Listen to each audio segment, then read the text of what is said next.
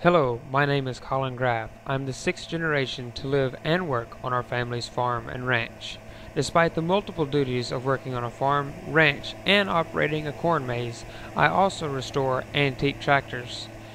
In the fall of 2009, I was asked to restore a 1937B by our family friends, the Knowles.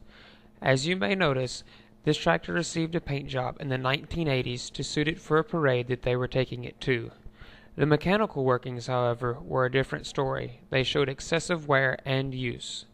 We began this project by draining all the fluids, including the oils, which showed excess of dirt and water in both the engine and rear end casings. We completely disassembled the engine and components belonging to it, followed by the axle shafts. The transmission and final drive gears were all removed to leave an empty, clean case to go back with the new repaired parts. I also learned multiple skills during this project, such as machining engine valves back down to the correct specifications.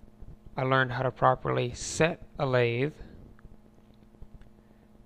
dial the lathe, and learned how to correctly operate and safely operate the lathe.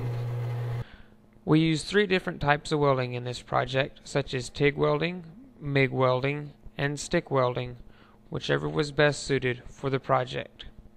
During this project, we used many salvage parts, such as this old rim. We cut a section out of this old rim, welded it into the original replacement rim for the tractor. We ground it, blended it, and smoothed it back, followed by a coat of paint to bring it back to its original condition.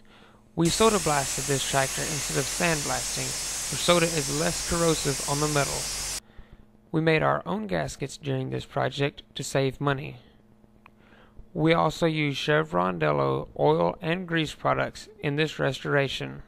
I would like to personally thank Chevron Delo for their sponsorship of the Ag Mechanics program.